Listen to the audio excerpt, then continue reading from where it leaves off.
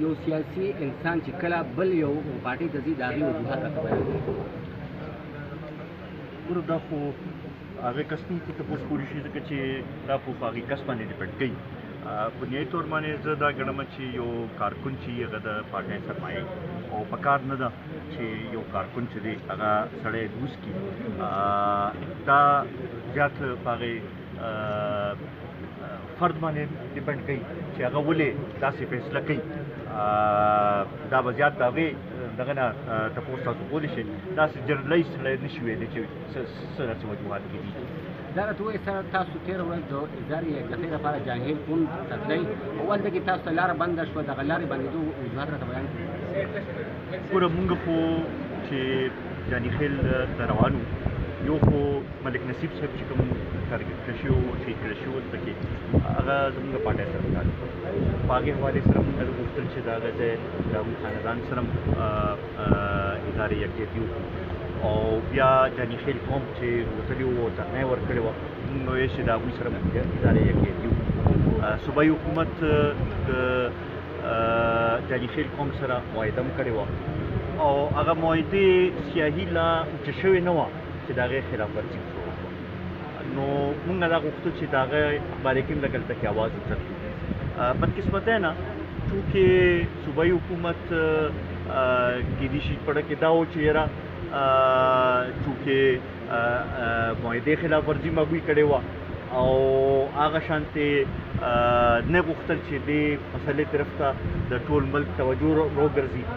نو هغوی مونږ یې روکاو کړو. هلته نه مونږ خو خپل هغه ادارې یکجهتي هغوی سره کړې ده او هغه کوو به او د هغوی لپاره به اواز اوچتوو به او دا یقیناني او تسلي له ورکوو چې څو پورې چې د هغوی مطالبات دي پوره شوي هلته کې امن نه راغلی هغې معاهدې باندې مکمل عمل نه شوی نو قومي وطن پارټي به د هغوی سره یکجهتي به هم کوي او د هغوی لپاره اواز به سر دا راته ووایئ چې د اوسني حکومت داسې کومه یو کارنامه ده داسې کومه یو پالیسي ده چې د هغې تاسو مطمئن دي.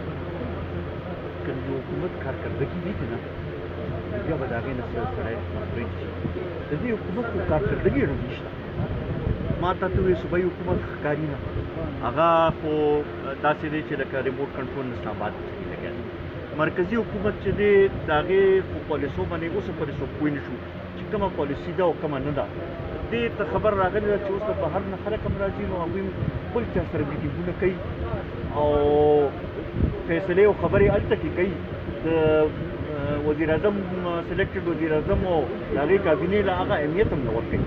نو په خپله دې نه تاسو اندازه ولګوئ چې د دې به څه کارکردګي. سر دا راته ووایئ چې د تېرو څو میاشتو نه بلکې کالونه وشو چې د حکومت د غورځېدو لپاره قسما قسم ریلیانې ووتې جلسې وشولې پی ډي ایم پکې جوړ شو. اوس پکې په 4 جولای باندې یو پیره بیا د سواد نه به دغه کوشش په شروع کېږي. آیا دا کوشش به رنګ راوړي؟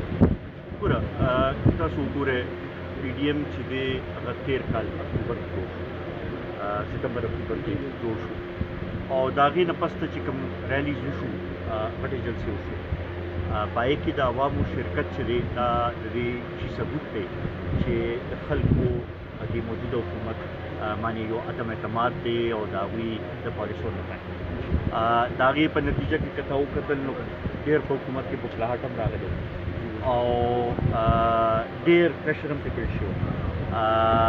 زه اوس هم دا ګڼم چې دا کوم دې نه مخکې هم که تاسو وکتل چې په پنجاب کې هم د اسمبلی کې دننه ګروپونه جوړ شو په مرکز کې هم د ګروپونو خبره کېږي نو دا هم د هغې پریشر نتیجه ده او چونکې معاشي طور باندې هر څوک هر کور خلک اوس د دې متحمل نه دي چې نور دا کومه ګراني چې ده دا کم ټیکسونه چې دي دا کم تیلونه چې دي هغه برداشت کړي.